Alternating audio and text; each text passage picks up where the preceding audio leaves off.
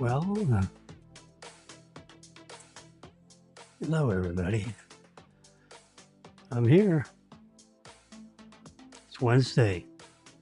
It's April 8th. April 8th. Yeah.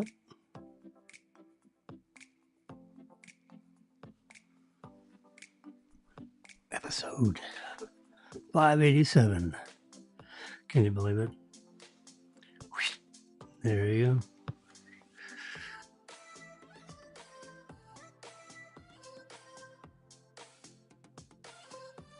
Here I am in living color.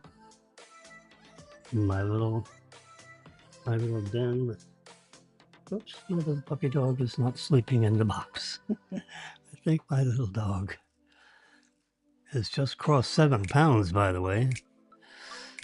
Yeah. Little sucker has doubled in weight. This is our 1 month anniversary with this little bundle of joy. It really is a bundle of joy. Our Cavalier King Charles Spaniel. It's an English dog, would you know? Hello. Yes, King Charles. They bred this dog as a, like you have the toy, miniature, standard poodle. Well, this is the toy version of the Cocker Spaniel, I think. Is bred to be lap-friendly, smart dog, I can tell you that. It is smart dog.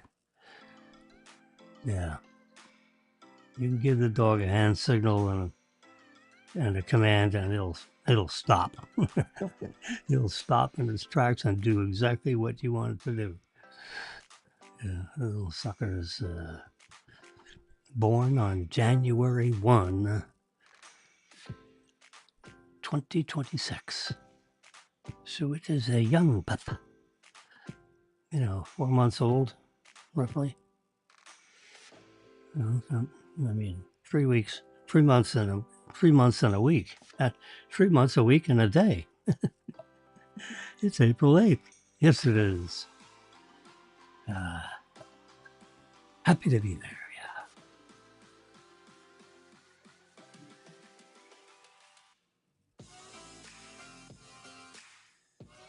There I am, just right in the middle, right where I belong. All right, well, current events wise, I don't know what's going on. We don't know what's going on. What's going on doesn't make sense. Nope. Trump is a pretty direct fellow. And to let these guys off the hook for 2 weeks, for what? They have their list. We've got our list. There's almost nothing on their list that we're going to accept. And if you go down the 8 or 10 items, we got 15 items, they got 10 items. There's no meeting of the minds. There's like 3 or 4 things on their list, 5 things that are absolute, deal killers. So who are we kidding? Why don't we just say, hey, take those things off the list so there's no ceasefire? Yeah, I mean, it's like, so, there must be something else going on behind the lines, or whoever's negotiating this. Trump may be the great negotiator, but whoever's actually negotiating this, the two or three guys that are meeting with these maniacs. Plus, there's no really. Is there some lesser? You think there's a lesser brand of crazy that we would accept? God,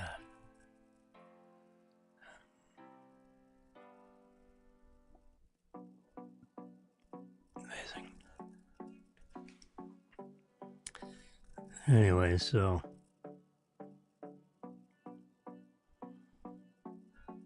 we have a streaming error from Facebook. Just bailed on this simulcast because of a streaming error. Whatever the hell that means.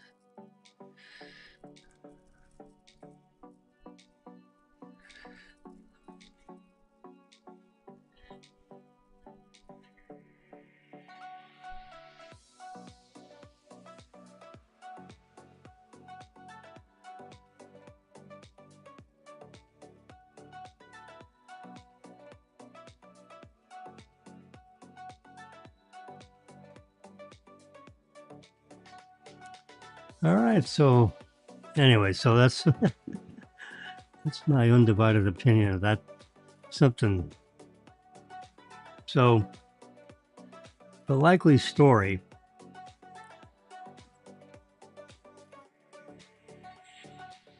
is there are untold things that the Trump team knows that they can't print or divulge. Maybe this 2 week period of time is the time period that gives the people that are going to rise up and take over the country. Gives them time to get together and meet with the regular army, not the Republican Guard army, whatever the hell they call the army that's protecting the Ayatollahs.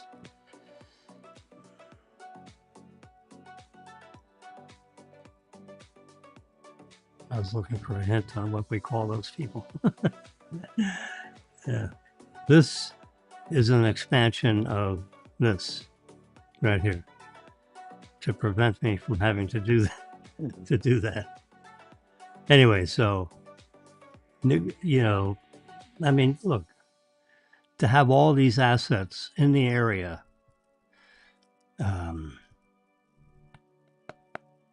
you can't allow this regime in some watered down version to remain intact. Yep. To remain as leading the country. There's no such thing as half crazy. You're crazy, or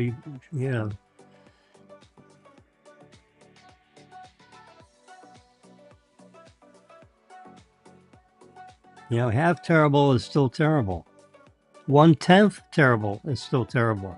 These people need to be ruling themselves, not Ayatollahs. So there's got to be, maybe this is giving time for the uprising to take place. While we sit on the sidelines and allow that to happen.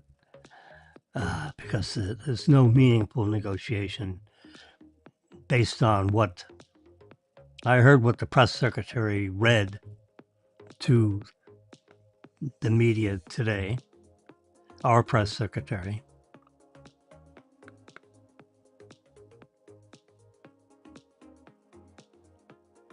And, it's great. It's gobbledygook. And, we all know exactly what, we're not third graders, eighth graders, whatever.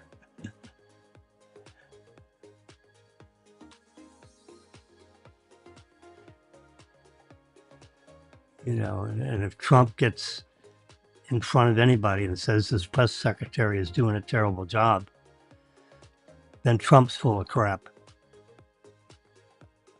You know, and he's just looking to blame somebody else for his failure to deliver on this Iranian thing. You know, and you know, and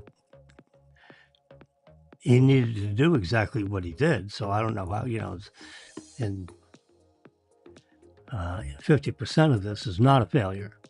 The other 50% that needs to happen that he really can't control is, you know, the 90 million people that don't like this rule, or you know, I don't know what percentage, let's just say 75% of the people that are uprising against the Ayatollah, you know, situation.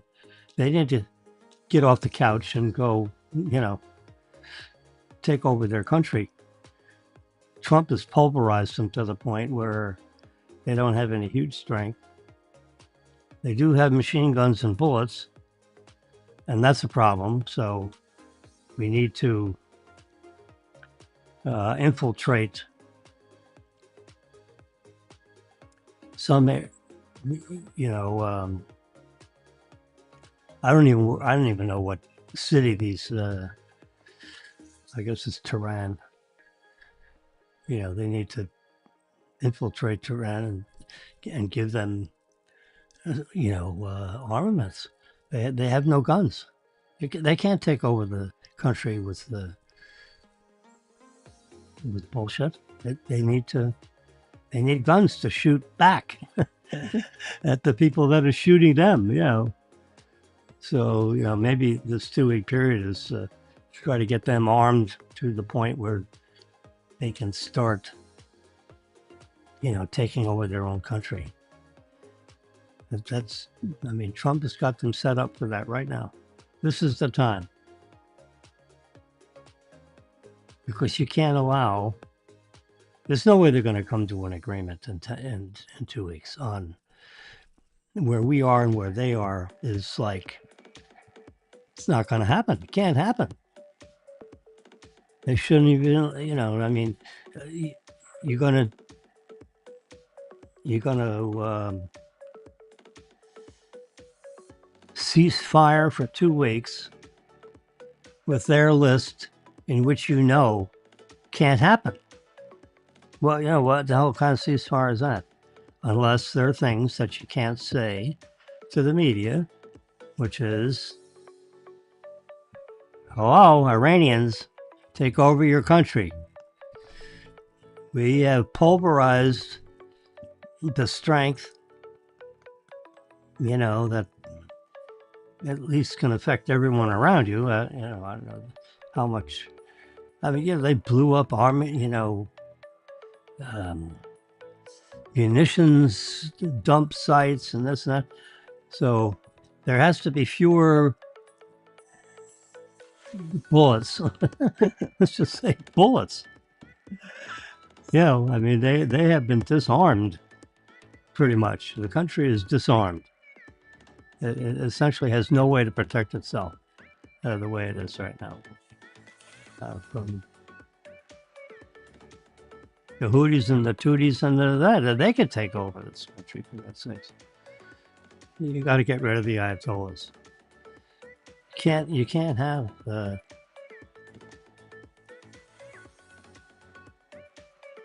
they've got thousands and thousands of crazies that'll take over as you kill off leadership.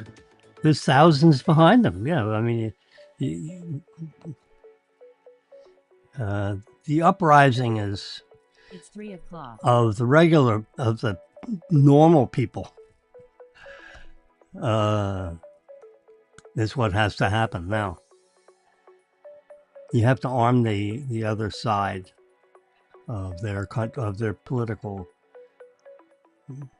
side of their country. You know, there needs to be a civil war now, not an international war. They need a civil war in their country to take over from the Ayatollahs. And if they're not willing to do that, then none of this is going to happen. You might as well, then you're going to occupy the country, in exchange for world peace. And you're going to have to, and NATO is going to have to man up and because they're minutes away from being destroyed by these crazies. We're at least thousands of miles away. NATO has to man up. This is going, if there's not going to be a civil war, that's what I would call it. There has to be an uprising of the people that don't like the Ayatollah style management. Well, fine. Now it's time for your civil war. If you don't have armaments, then go steal them. I mean, you're going to have to start, working in the, when the sun goes down, you're going to have to start moving in on where the armies are, where the barracks are, where the bullets, where the rifles are. We've dropped off all kinds of rifles and shit. I'm doing it right now, I'm sure. By the tens of thousands of rifles and ammunition. And we're going to have to figure out how to drop that off in such a way that the participants of the Civil War, that the half that we're friendly with, which is the non-Ayatollah half, right? There needs to be the Civil War, and we don't hear anything about that. So maybe this 2-week period is a time period where we're on the edges of everything. We start feeding the Civil War participants with rifles and bullets, ammunition.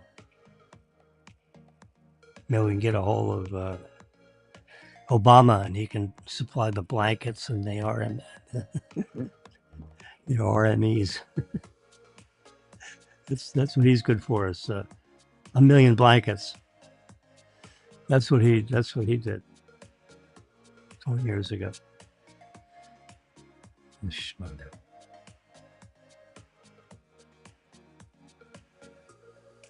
Democrats have no brains at all. Trump's not a politician. He's a guy that builds buildings, but he's had to deal with this regulatory craziness and building. There was a time period in my life where I developed shopping centers. How about that? Bet you didn't know that. Yeah, I was a shopping center developer, partner, financier. Curtis Crenshaw. Oh my God, I don't know where Curtis is. Former tight end with Alabama. Was personally friendly with the political, I would say the hierarchy of the Alabama football empire under Bear Bryant. I believe he was a pallbearer at his funeral, at Bear Bryant's funeral.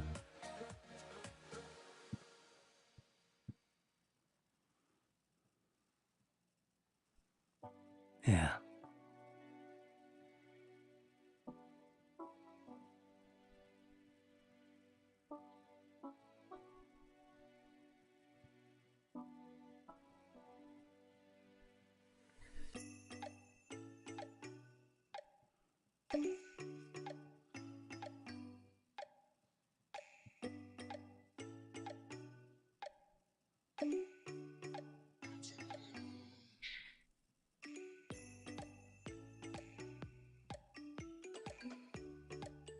All right. You can see I'm looking through something, deciding what I want to talk about. Yeah, there are no secrets with Jimmy. Here we go. Well, we got it too. Mega Millions had a drawing last night at 11:00 p.m. And you can see from the top here, Tuesday, April 7th, the Mega Millions jackpot has increased to 100 million. And the numbers were, as you can, whoops, I need to,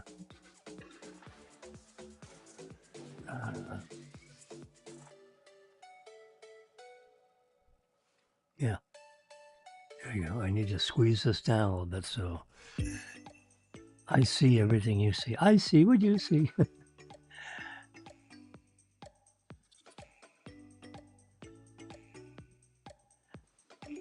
All right, I talked Marilyn out of, she was going to drive over to Fort Myers.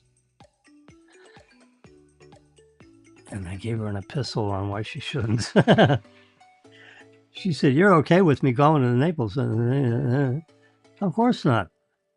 Not okay with me going to Naples by yourself. As much as I love our Tesla, shit happens. And if shit happens, what are you going to do? You're by yourself. You're a senior, beautiful lady. What is a senior, beautiful lady doing on the side of the road? You read about this shit all the time. Well, I don't want it to be my senior. I hate to use, be possessive like that. Marilyn, please. Yeah, we've been married. We've been together since 1980, February 22nd, 1980. Let me get off topic here. I can't stand it. I actually wanted to just certify, simonize in my mind. When, what? Yeah, was it February? What? You know, you get a little senile in your old age. So, you know what I did? I looked it up. I said, I know it was a Friday. And I know it was in February. So as Elon says, let's get it down to an order of magnitude, which is in the world of numbers, that's a power of 10. You know, like 10, you know, 100, 1,000, 10,000, 100,000, you know. Can you, that's what you should do whenever you're trying to figure out whether is it 1%, is it 10%, or 100%. You got to be able to at least whittle it down to an order of magnitude. Oh yeah, it's 1.5%. Well, anyway, in the world of calendar, an order of magnitude would be, okay, what year? All right, we got 1980. What month? Well, we got February. All right, now which week do you think it is? Well, I know it was a Friday, so has to be right down that list. February 22nd is a Friday in 1980. So I drew a heart and I put an arrow through it, sort of. Yep, there you go.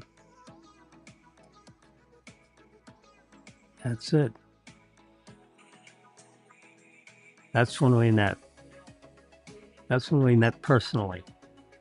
We knew each other professionally as bankers at Royal Trust Bank. She worked in International, you know, and at the top of the tower, we had this big tower in downtown Miami. And she worked in this big building. And I worked in this little pissant building next to her big, nice building. And she worked, yeah, it was a really nice building. It wasn't built very well, but it was a really nice. You go in the elevator and it's like, you know, Mr. Toad's Wild Ride. And then you're banging along to say, these Cubans don't know how to build anything. They pick up a hammer and all of a sudden they think they're carpenters. Oh boy. Anyway. I used to finance a lot of stuff in Miami in the 80s. See, 80s, there you go. 76 to 81. So that 5-year period, I was either financing, and then in '80, then we moved to Tampa, and yeah, worked for Southeast Bank for 2 or 3 years, and then got into a pissing contest with Jim Budd, and I lost because Jim Budd's brother worked for Travelers, was CEO of Travelers, and D.R. Mead, was trying to make the Budd family happy by putting Jim Budd in a position he shouldn't have had. And D.R. Mead didn't know any better, or was so prejudiced with this Travelers insurance thingy. If I'd have realized that then, I would have gone to D.R. Mead. I would have met with him.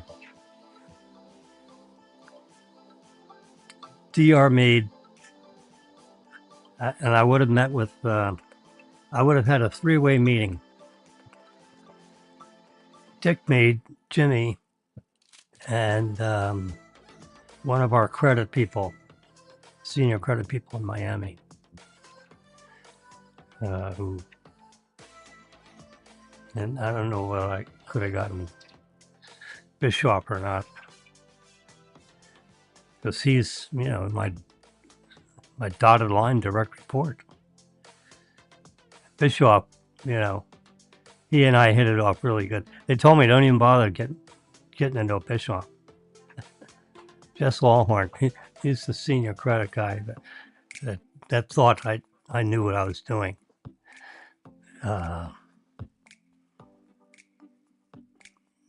So if we had a meeting with Mead, Jess Lawhorn, who would opine to the fact that Jim Budd has no fucking clue what he's doing. And he's supposedly running real estate. What? He's running construction, real estate, interim financing, short-term financing for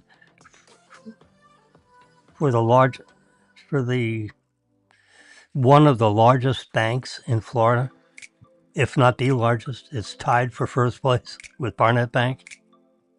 Back then, we're both about 11 billion strong. And Dick Mead puts real estate lending in the hands of Jim Budd, who's a lush. He's when you're drinking at 10 or 11 o'clock in the morning on a weekday, and you're in charge of real estate for an $11 billion bank, and then I go to lunch with him. Now I'm not a big threatening guy, right? Yeah. Back then it was 145 pounds soaking wet. It was a 35-year-old, 32-year-old, whatever the hell. However old I was, something in there.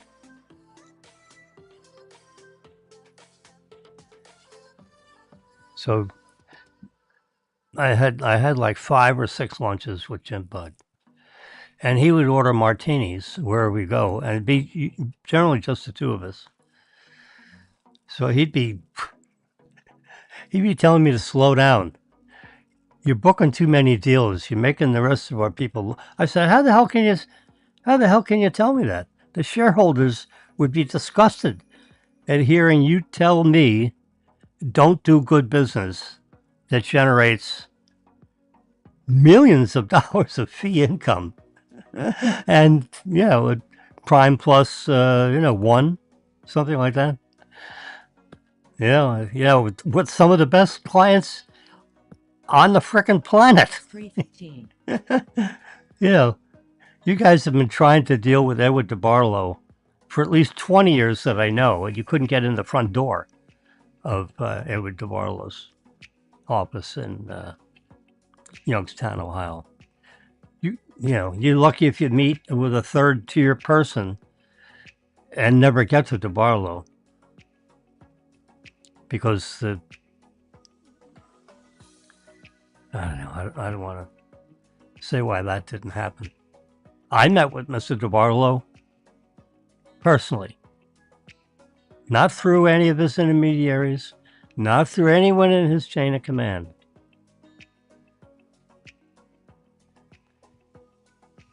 He happened to make a loan to someone I knew. I made friends with one of his friends. And he made this gentleman $1 million loan to build a nightclub kind of establishment in Tampa. And I happened to meet that gentleman.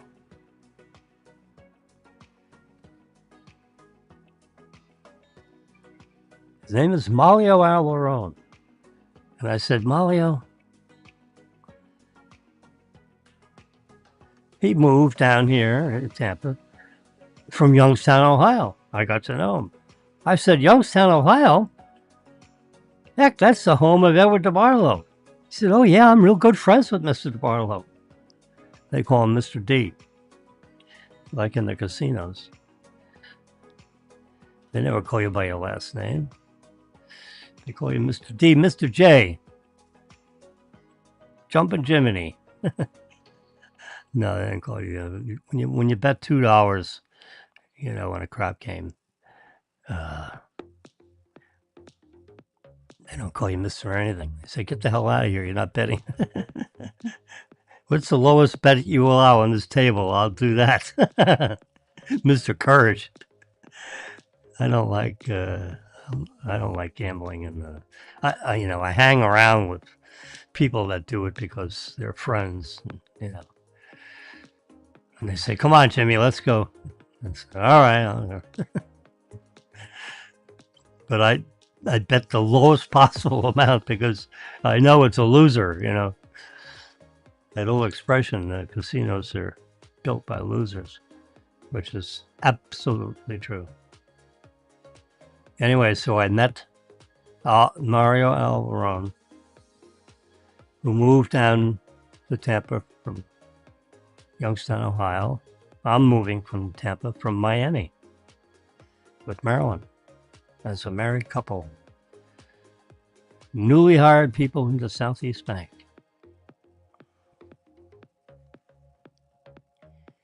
He said, oh yeah, Mr. D is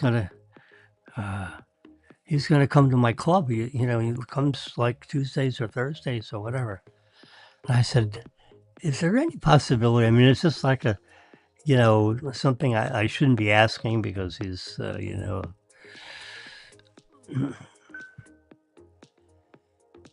very wealthy person, put it that way. Owns, 75 million square feet of income property.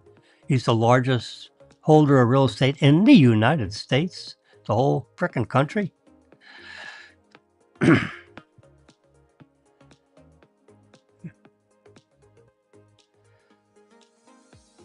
His financial statements are bound in leather-bound books,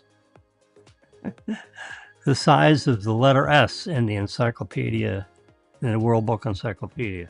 Do you know the letter S is the largest volume? They have all the volumes, A, B, C, D, and then X, Y, Z is in there. It's one book at the very end, and A is pretty good size. But the letter S is the thickest. I told my mother, I want to read the encyclopedia, the World Book Encyclopedia. Get that one. I don't, this Encyclopedia Britannica, forget it. That's written for academians. Mom, I'm 10 years old. Get the World Book. So I'm reading the World Book. It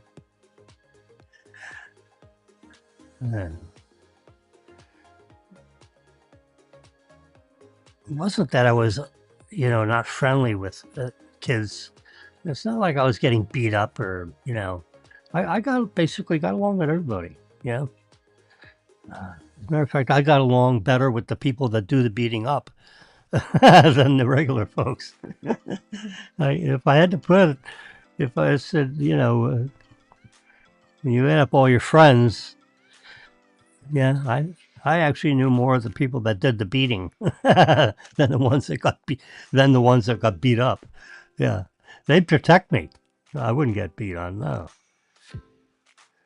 I was kind of like I wasn't like them, but they said, "Hey, you know what? This kid's all right." I actually did get along with some pretty bruiser people. Anyway, so Mario, I said, Molly, okay, come on. You think you could introduce me to Mr. DeBarlo? Is that too much to ask?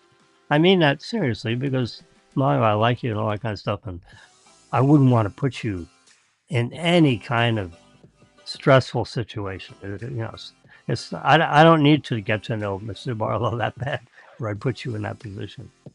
He says, no, I'd be happy to. Not a problem at all. I said, well, let's do it. You know, I work for a bank. They've been trying to deal with Mr. Barlow for like 20 years. If I could crack that nut in my first few months work on the Southeast Bank, maybe I'd get their attention. He said, yeah, he's going to come in Thursday. He said he's going to walk in the door and he's going to go on the left side of the door and we're going to serve him his cocktail. And he'll stand there for a couple of hours all by himself. He's actually a pretty shy guy. No one knows what the hell he looks like. He's really not in the media, so they don't know what his, they don't have like facial stuff on what he looks like so much. So, the people in the club, they look around, they see him, they wouldn't know who the hell he is. He's just some guy waiting for someone else standing by the front door. He said, "Yeah, so you and I walk over. You just stay behind me about 3 steps, and I'll just ask him. Maybe Mr. B's in a bad mood or something like that. So I'll ask him if he wouldn't mind if I introduced one of my friends to him, and he would say yes. What the hell?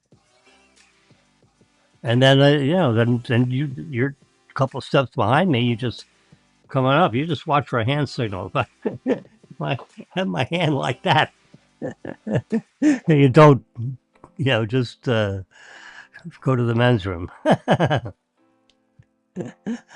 Make a left turn and go to the toilet. Otherwise, just come right in and so I did. I went right up to Mrs. Barlow and I said, yeah, it's really, I really thank you a lot for just taking a moment to say hi. I've been, I've been in the banking business, just about, or in the finance, something about most of my business life. And I read all about you and all this kind of stuff. And just to shake your hand and say hello to Mr. DeBarlo would be quite an honor. And thank you very much for allowing me to introduce myself. And so he says, well, what do you do? And I told him exactly what I do. So I work for the Southeast Bank. They just hired me a couple of weeks ago. I know they've been trying to do business with you for like 20 years. And they can't seem to get in the front door. So I will not tell them about this conversation. I said, but it's nice to meet, really a giant in the real estate business, as you are, with over 70 million square feet income property, if I think I have that right. He said, yeah, it's actually 77 million square. And he said, this small, Italian-looking gentleman in a beautiful suit, $5,000 suit or something, whatever. $300 shirt, back in those days,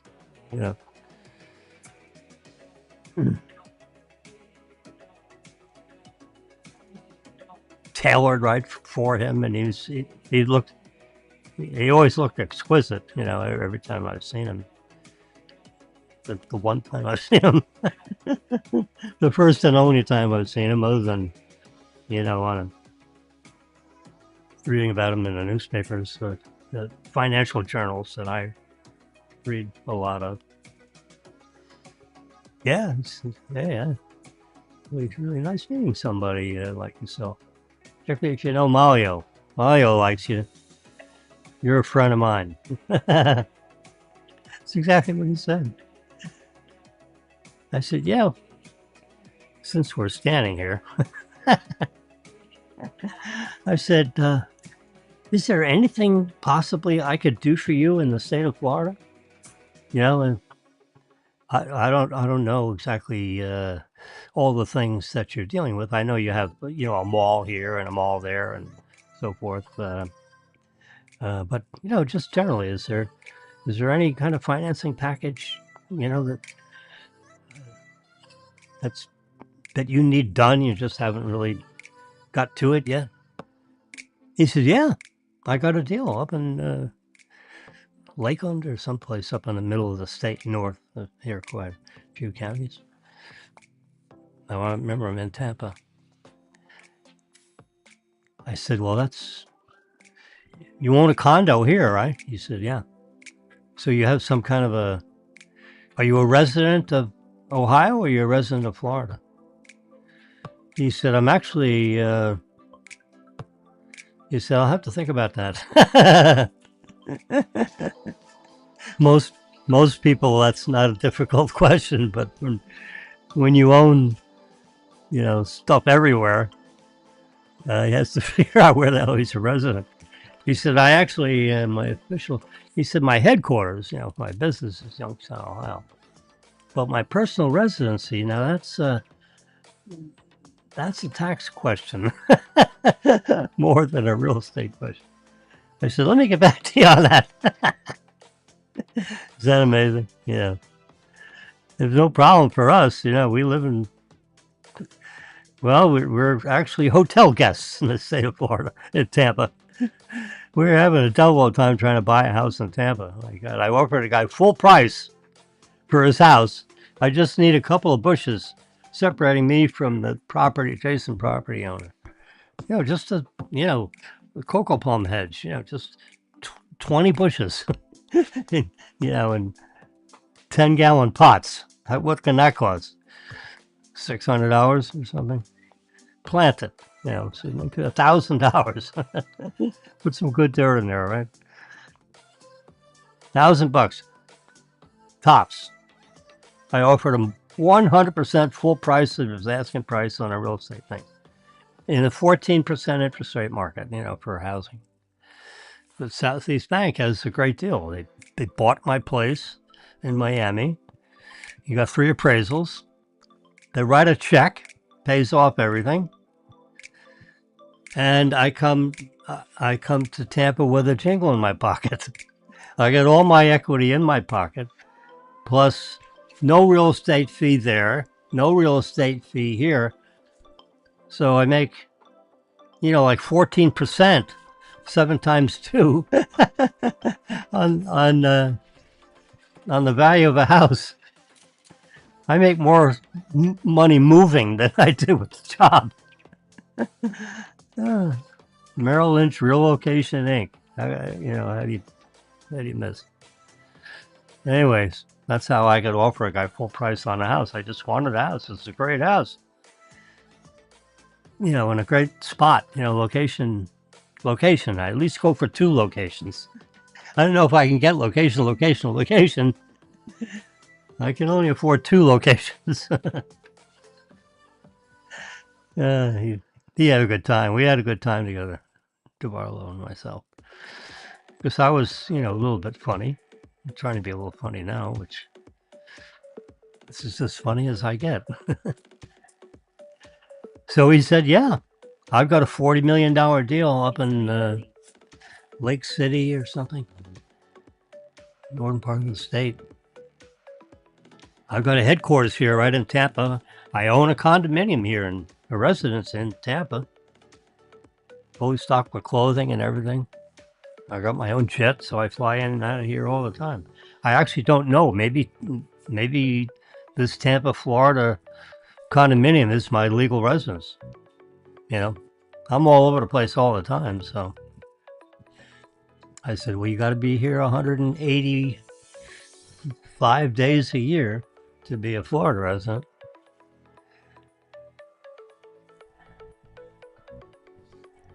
He said, yeah, that's why I can't answer the question about where. It's probably Ohio, you know.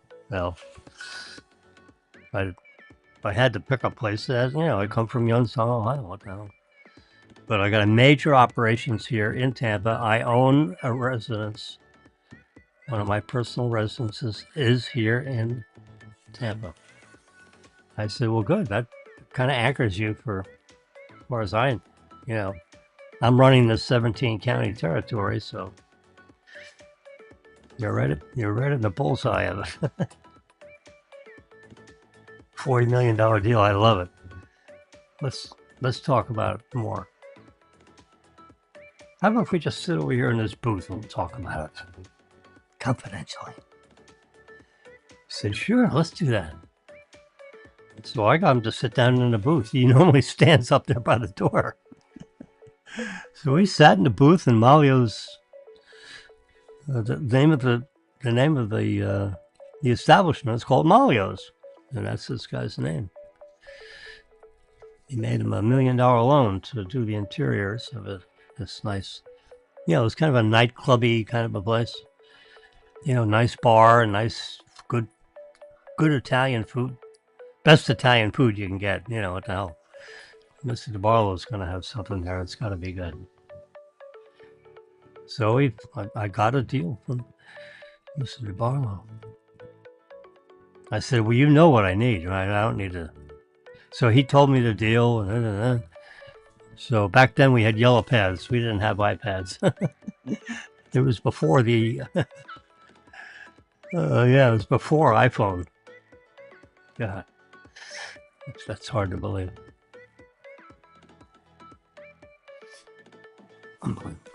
I tell you what, cell phone.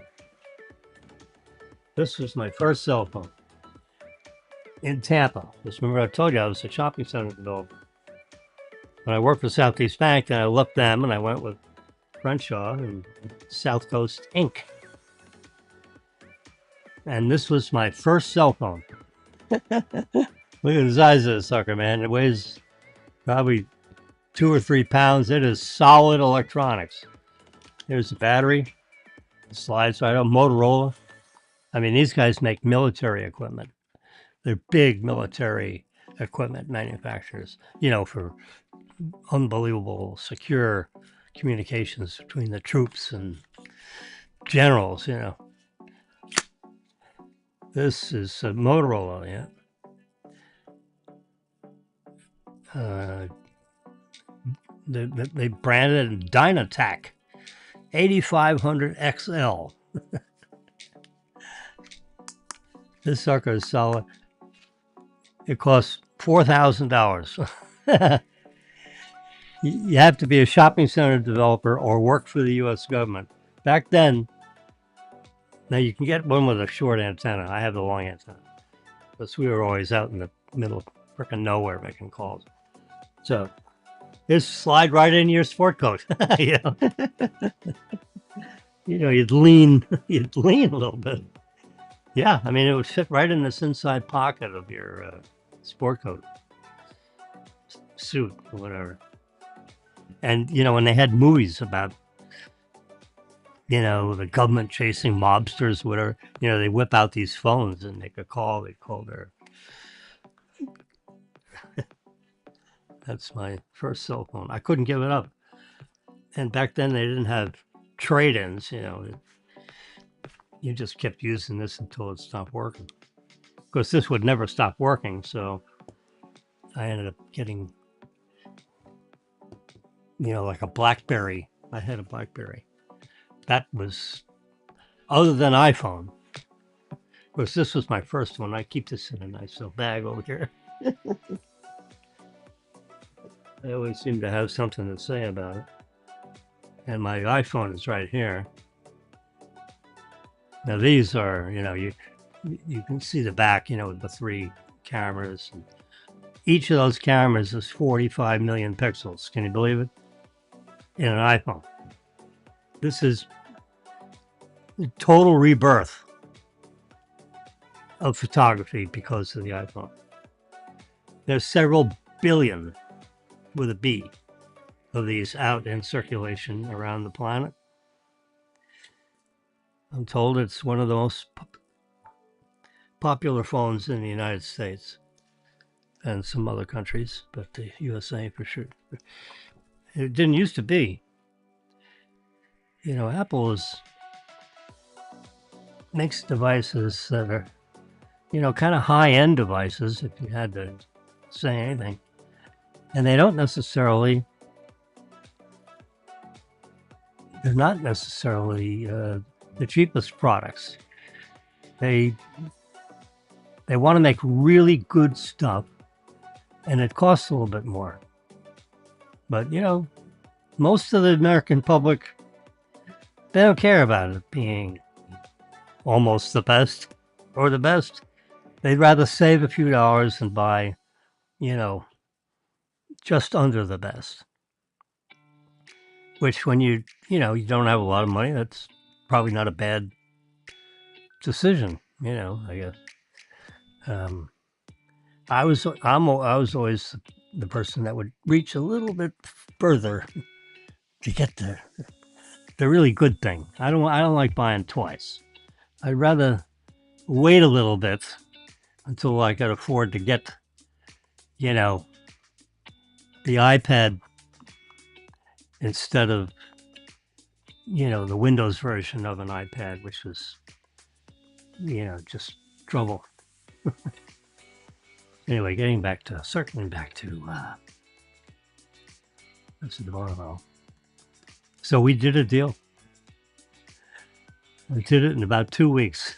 $42 million deal. I flew it in, met with, or Mr. DeVarlo had a box of, he said, this is like a Thursday. So a Thursday, I don't know. But it was like a Thursday. And he said, on Monday morning, I'll have like a 10-pound box sitting at your front door.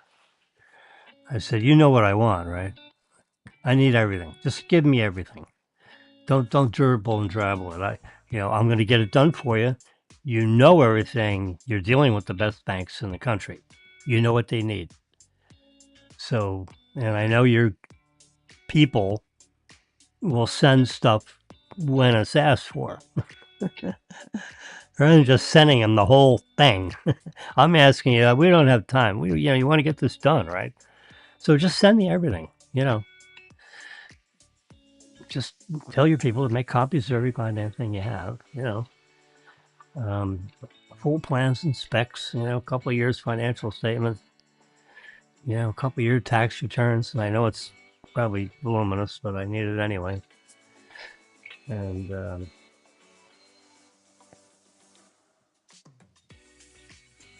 if you have an appraisal on the property, send me that.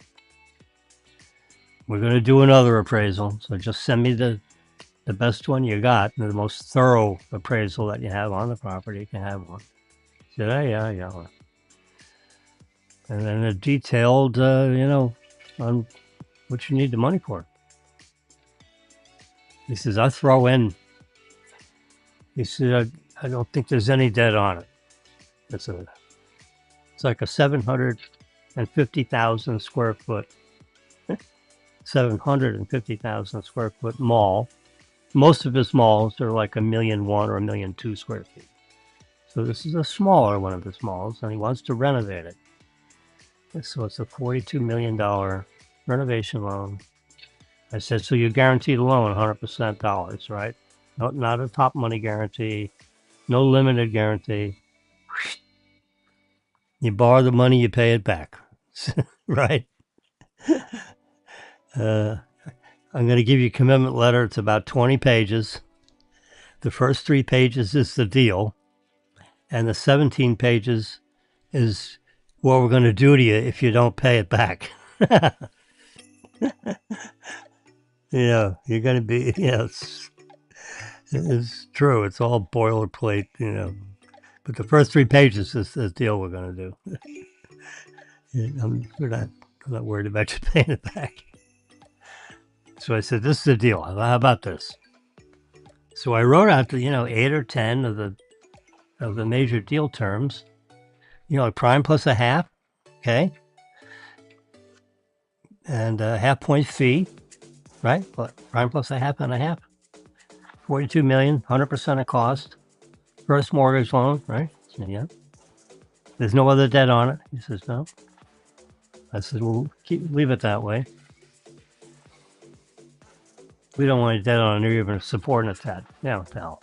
If that's the way it is right now, just leave it that way. I'd rather give you 50 million. 42 million and you got to go get money somewhere else. Let's just... He said, no, 42 is everything. I don't need any more money than that. I said, good. That's it. 42 million. We'll verify all that out. You have your experts. We have our experts. Right? I mean, it's... but let's get the deal committed, in a time period that you've asked for, which is less than a month. I'm going to do it in less than a half a month. If you give me everything Monday morning.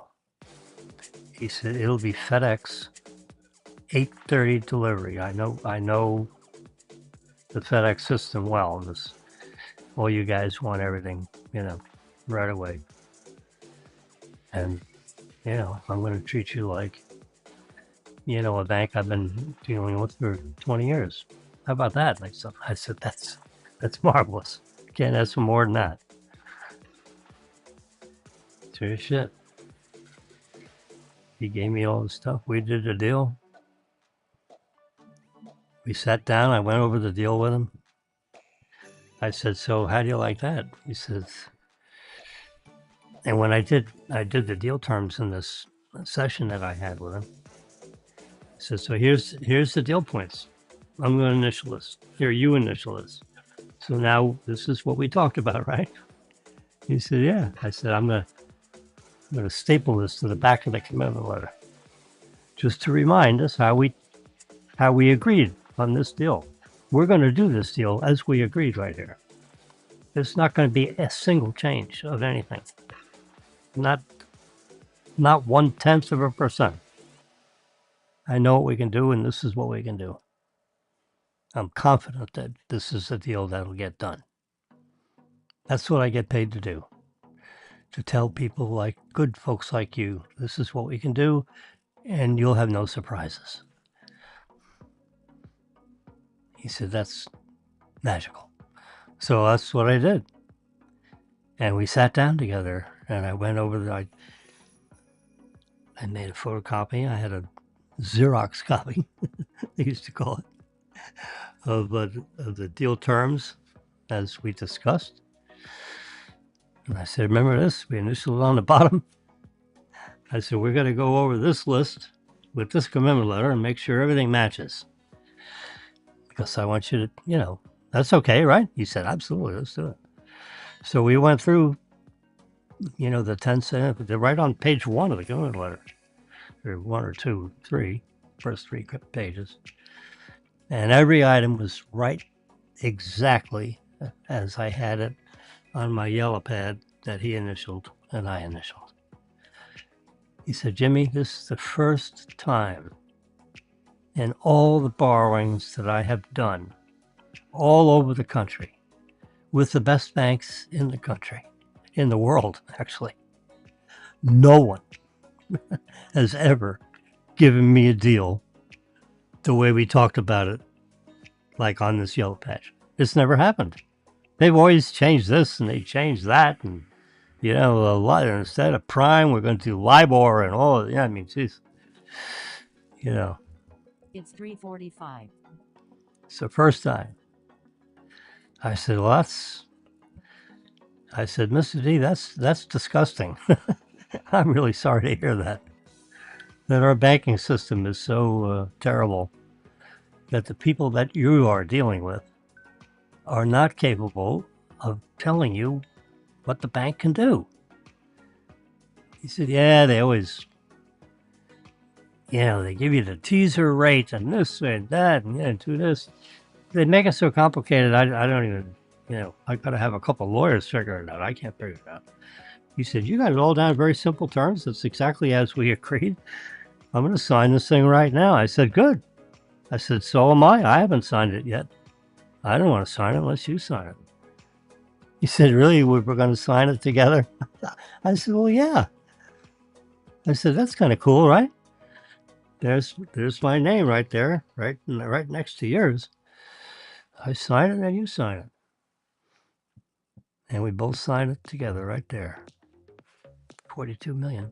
Did it in 2 weeks. Actually did it in about 10 days.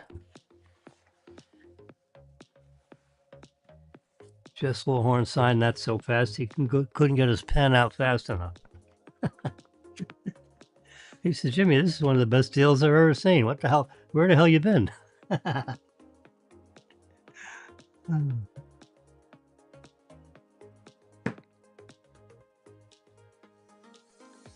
Yeah.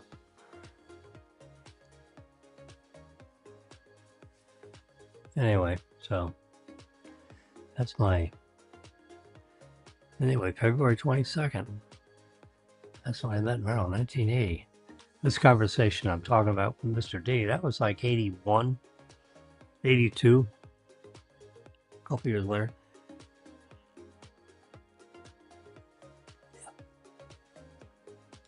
Anyway, that's a little story. It always takes a while. I have these little sidebars and it always gets me a little off track, but I did pretty good today. All right, where's the little doodad? There we are. So, I think we were talking about Mega Millions. So this is the 8th. So Tuesday night at 11 o'clock, they picked these numbers: 5, 15, 22, 33, 37, 2. Mega Millions ball number 2. They have 24 of those yellow balls, bouncy balls in this machine with air blown by them and all that. And then they have balls marked 1 through 70 in this, so there's 70 balls in this other machine. That's it. So when they pick the 5 ball out, there's only 69 balls left. And so forth. So 5, 15, 22, 33, 37. All low numbers. Usually something like this gets picked. People do win this because it's people, do birthdays and all that kind of stuff. So these numbers would all fit in. It could be the year of the birthday. This is the month, the day. But anyway, no one won the $100 million lottery. So we're going to go to my spreadsheet right now. It's actually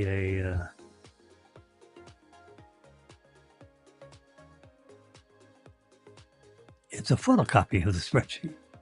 It's a what do you call it? A print screen of my spreadsheet.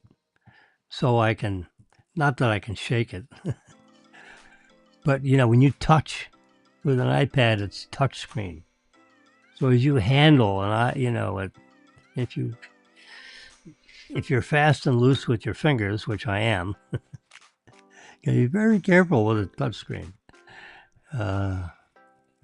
This way I can point to things, and I don't have to worry about disturbing the cell content, of a spreadsheet where you got formulas and things like that underneath. These numbers are the result of an equation that's in that cell. For those of you that don't understand what a spreadsheet is. Anyway, so the $100 million, see right there on the 7th, 100 million, 5, 15, 22, 33, 37, 2.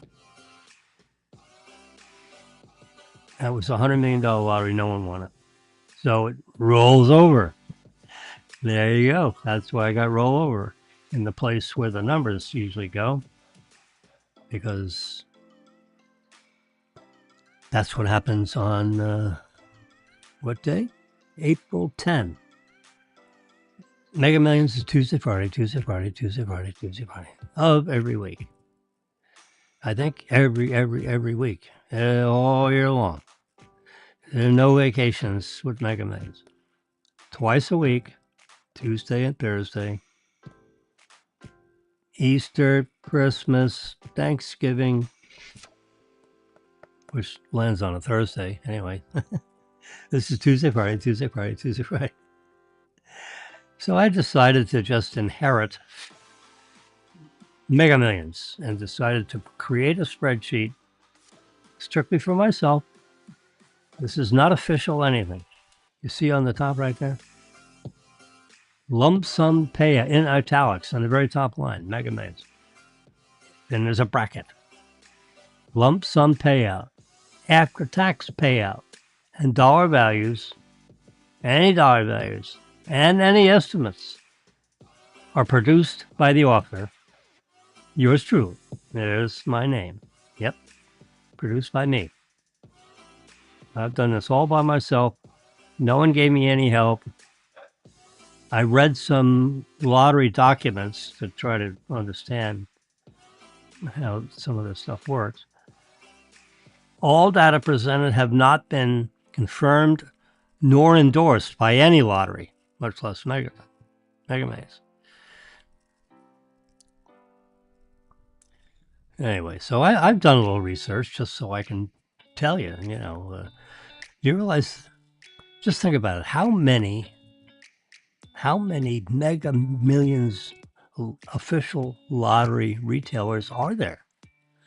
Yeah, like I see in Publix, they have Mega Millions. You can buy Mega Million tickets in Publix. Powerball, all kinds of different things, cards, and things that they ring through this retail machine with a printer on it, with the pink paper, I'll show you the pink paper. Like this right here, I just took it out of my circular file. These tickets are worth 0. Yep. So the chances of winning the 110 million are slim and none. Anyway, there's a pink paper, and I got all this official stuff on the back, which I expanded. I took a picture of it, and I had to do a reverse pinch, on screen here. It's in fine print, and I don't have glasses that are strong enough to read that fine print. So I read the fine print. Yes, I did. And anyway, just think about it. How many official Mega Millions retailers are there selling these tickets? Where if you win, it's like getting struck by lightning. Think about how many of them are there. Every grocery store, or almost everyone. Gas stations, little convenience stores. All over the country. Well, there are 45 states. Not every state. There are 45 states. There are 5 that won't do it. Religious states, southern states, ultra-liberal states that don't believe in lottery. I think a legislature has to approve it, and maybe just didn't have a legislature that would approve it.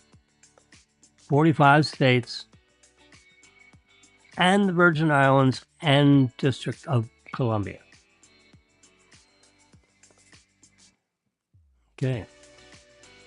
How many lottery retailers are there? I know the answer. Not exactly. I read it somewhere. I did an AI search on Google. AI search. 223,000 official lottery retailers selling tickets in 45 states District of Columbia, and the Virgin Islands. 223,000. This was as of the beginning of the year or the end of last year. Amazing. I missed that by an order of magnitude. I thought it was more like 25,000, not 223,000. Missed that one by a long shot. Yeah. Good thing I didn't bet $5 on that, huh? All right, here we go. I made a copy. I did a good job in this spreadsheet. Well, look at that. Million. There's a yes is over there. Really? You just noticed that. Good fix that. Jackpot to a single winner.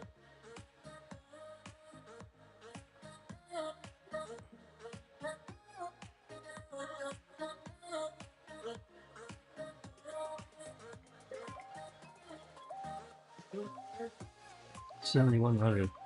No, I gotta take this call. I don't want to. Hold on a second. Hello? Yes. Fine. How you doing?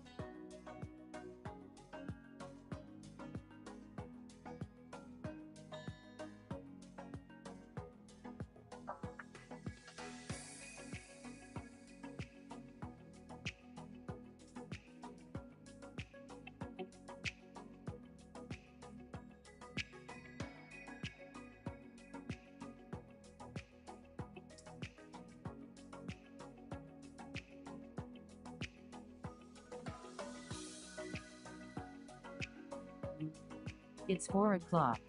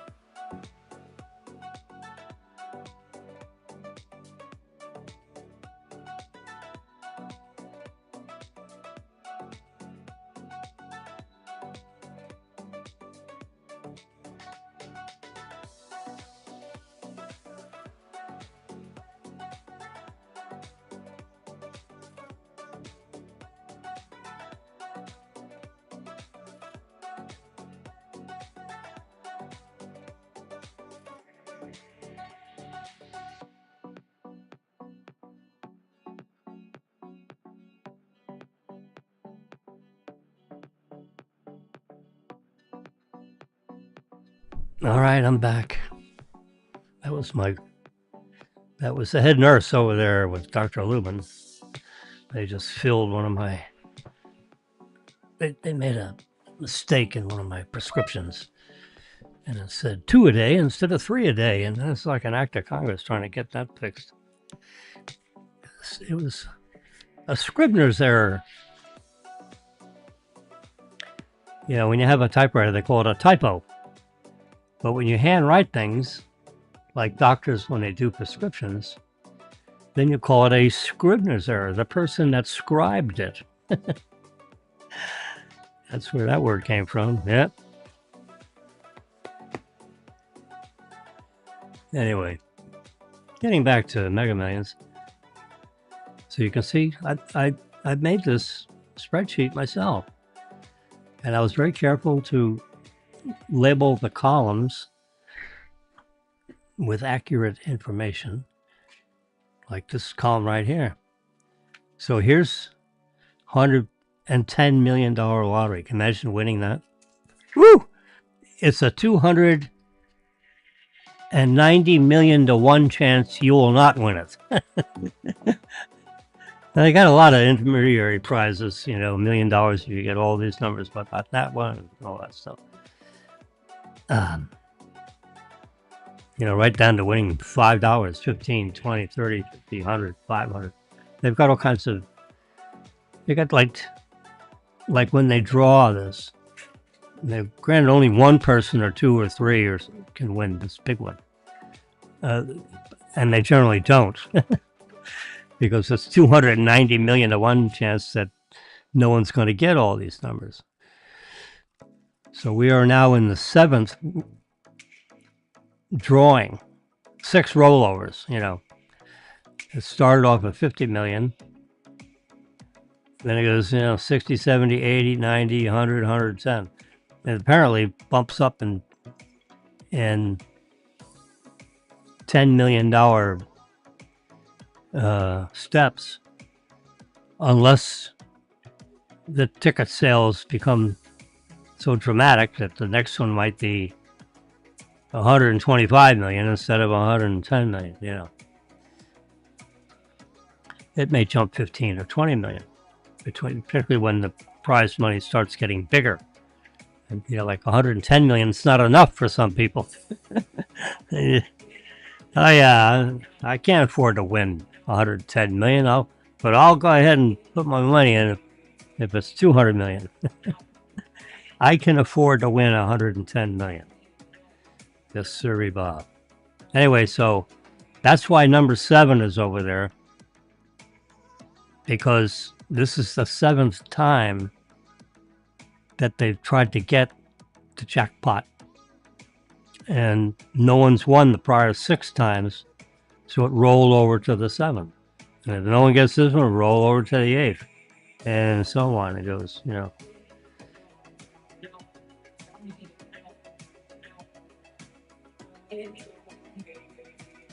We had one, you know, that happened in March, where I think rolled over 26 or 27 times.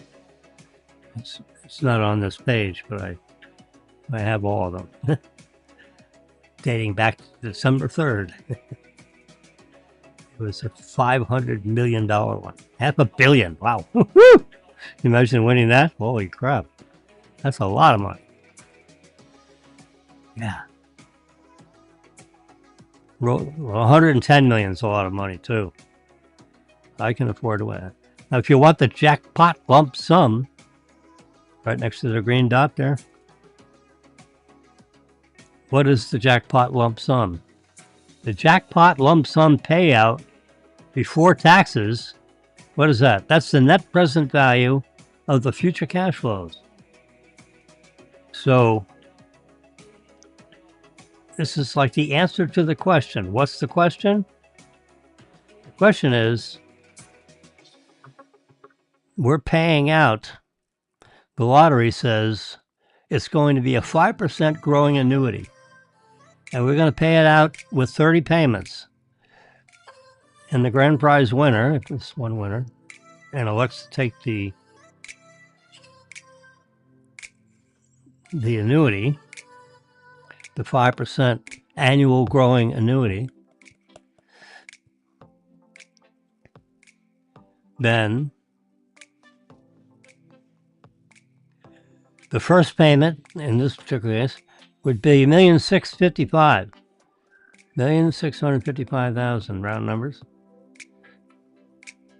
and then followed by 29 more payments, and they all add up to exactly $110 million. What is the net present value of that annuity? The answer to that question is $49,700,000. In other words, if you were to go to the lottery people and say, I want the annuity, which means you're going to pay $110 million over 30 payments, 29 years worth of payments, plus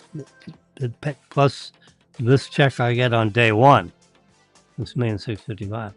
Then the next payment's got to be $1,730,000 or something, because it's 5% bigger than this one. How much would I have to pay to buy that annuity? So the net present value of those future cash flows is $49,700,000. That's the answer to that question. And if the lottery people were to throw out into the marketplace, into big banks, and say, you know,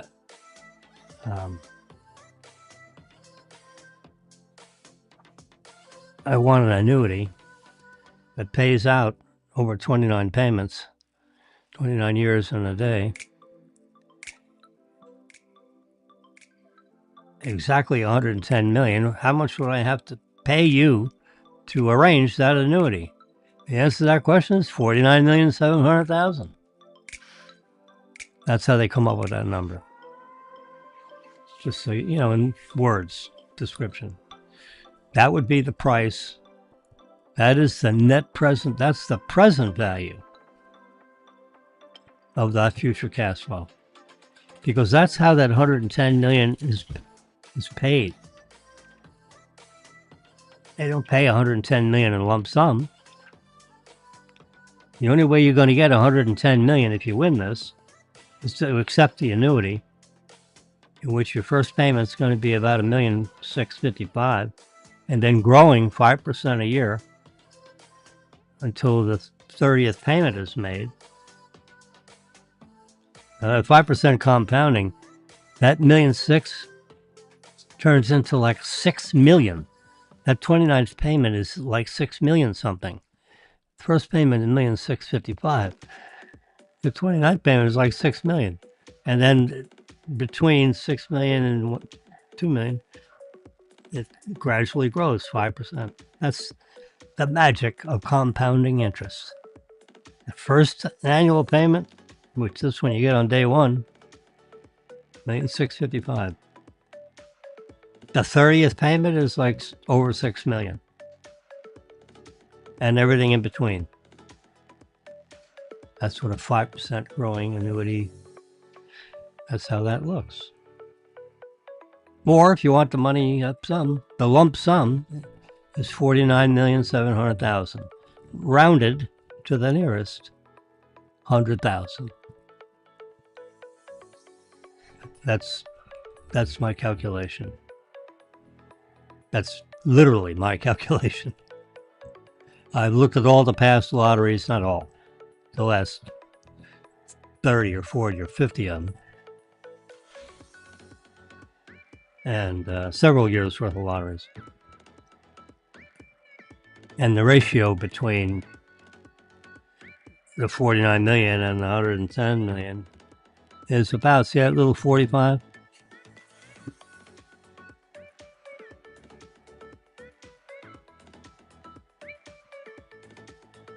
It's about 45.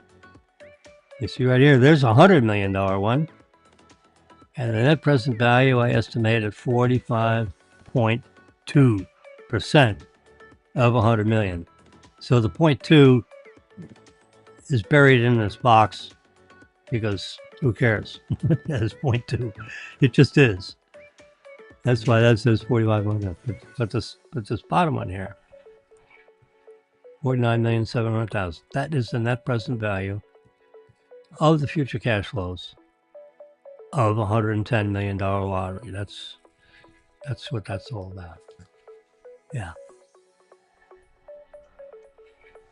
Now, you don't actually get that. You say, lottery officials, I want the lump sum. All right. Well, first thing you got to do is you have to wait at least 15 days from the draw date. You can't get it sooner than that because they require a couple of weeks to assemble all the money and do all the accounting and all that stuff. A lot of, you got 200,000 lottery people. So, lottery retailers. So you got to make sure all the money's been paid in and it's all got into the right checking accounts and all that money has been swept into the master account and all that.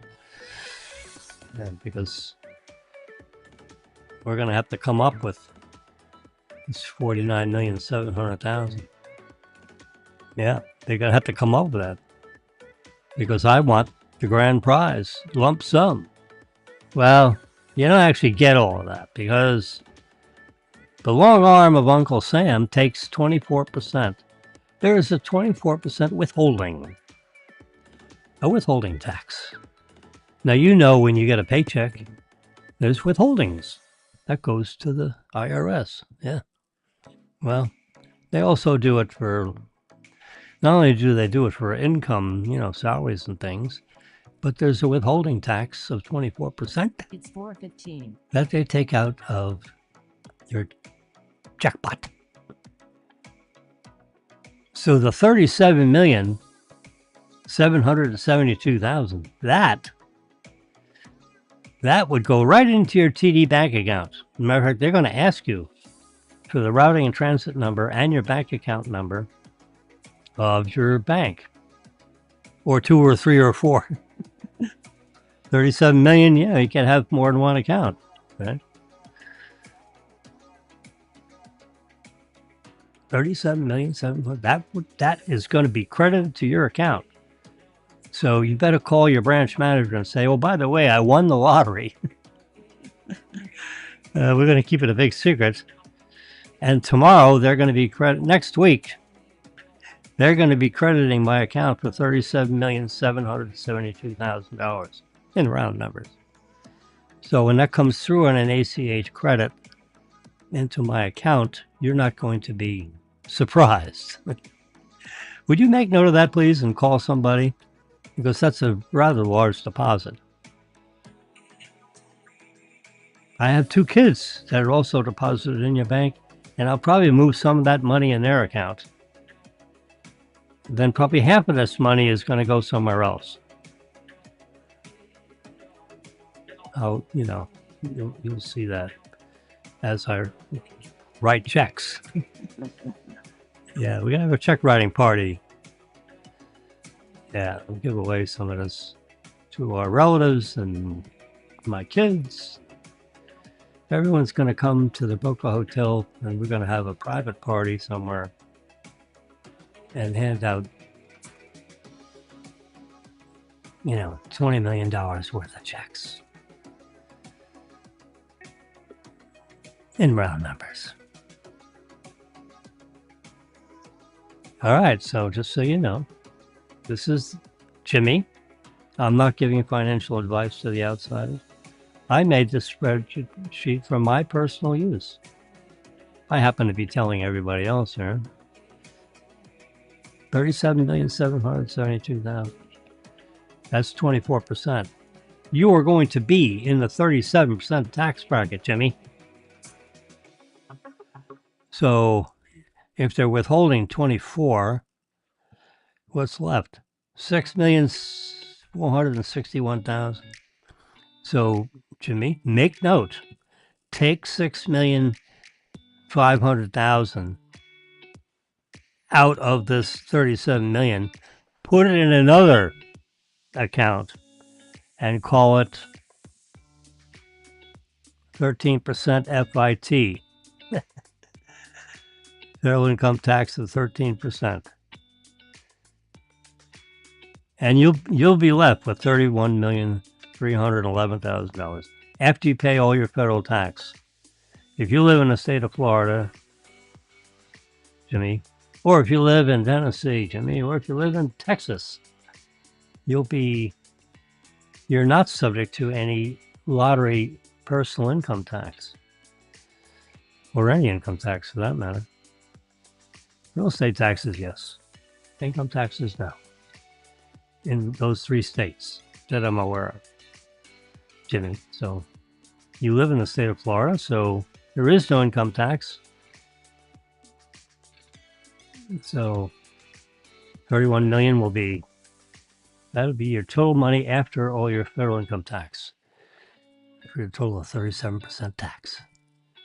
So just don't forget about that $6.5 million that you're going to put in a side pocket somewhere, earning 4%, and that adds up to like $250,000 in interest in the year, because a year from now you got to do your taxes, right?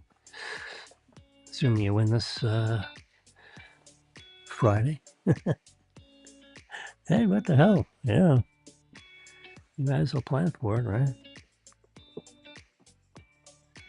The annuity's not bad either. You get $1.5 million, then $1.7 million, $1.8 million, $1.9 million. It grows to like $6 million something over 29 years. But if you want it all, if you want the lump sum, you won't get $110 million. You're going to get $49.7 million.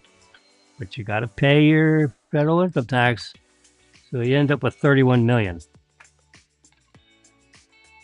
Which, when you do all the math, it's about 28.476%.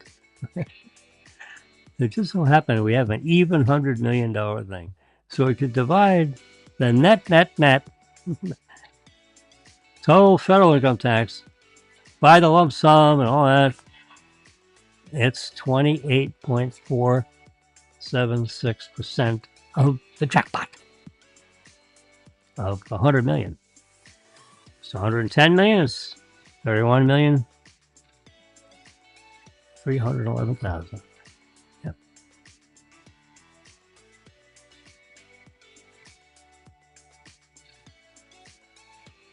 So that's what's happening with economics.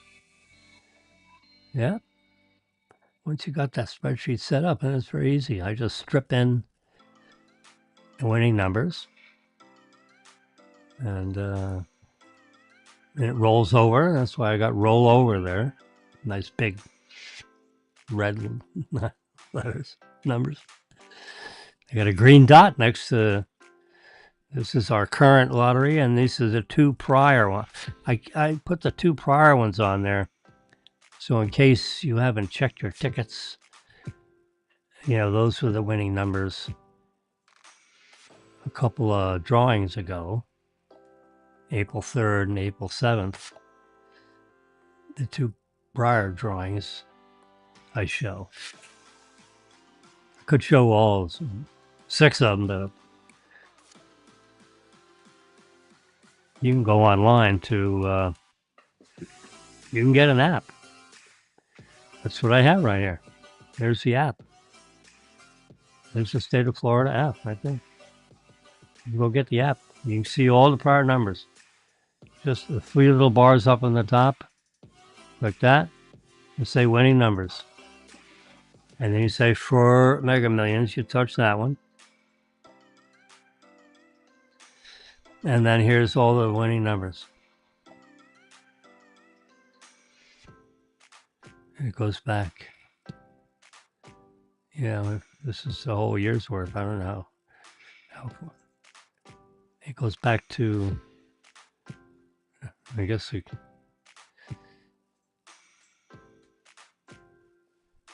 goes back to January 16th of this year. You can see more. That's a lot of drawings. Look at all these. I'm surprised it's... wait a minute. No, here's November 2025. Yeah, maybe I just flipped that too fast.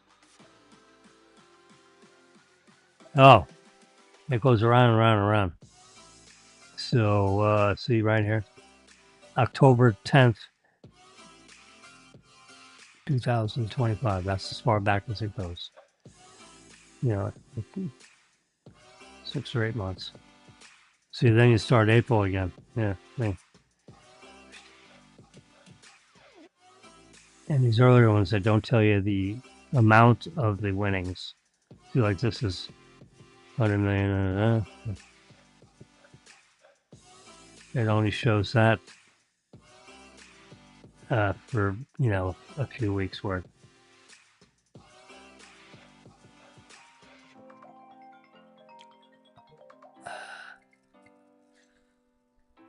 Okay.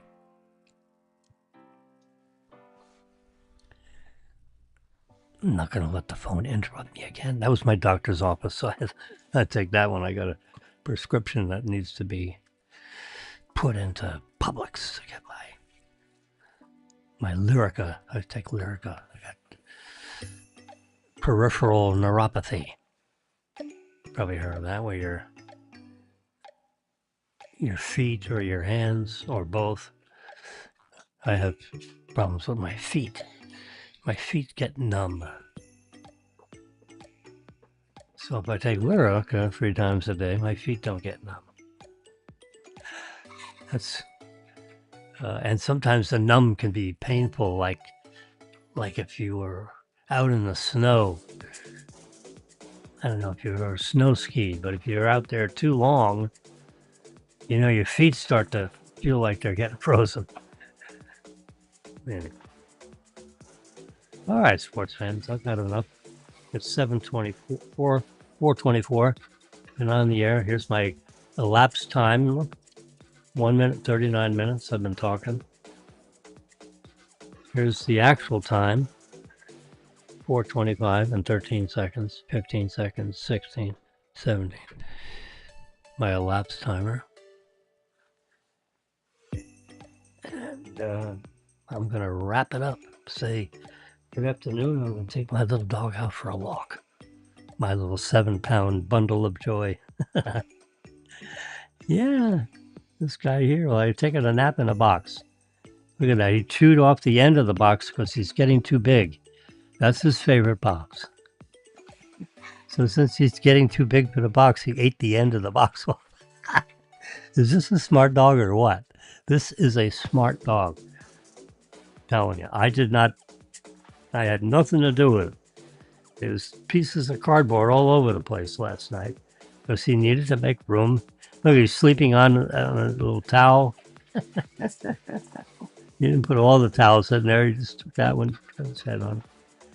He's all folded up in his favorite Amazon.com box. I just turned around, took a picture. It's right, the box is right there. Okay. I know. It's my little bundle of joy. See if I can show you a better picture of this marvelous face. See, like this box right here. That's the box. He hasn't quite chewed off the end of this one yet. He is packed in there pretty tight. You can roll over one way, roll over this way. As he grows, he's growing out. He's outgrowing the box. So he ate that end of the box off. And here is a nice portrait shot of my little bundle of joy. Yes, he's right here. Matter of fact, see. Oops, come on. Oops. There we go. There you go. There's my little bundle of joy right there. It's a marvelous little puppy dog. Cavalier King Charles Spaniel. Yes, it is. Why would I have a number 1 next to that collection? See, like a number 1 on the very top here. Gosh. All right. Recently saved. I got to come up with that one. I got to go full screen. And I'm going to say good night. Good night. Talk to you tomorrow. morning, maybe.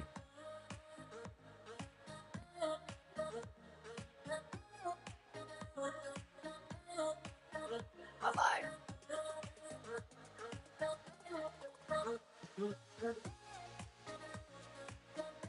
Oh, this is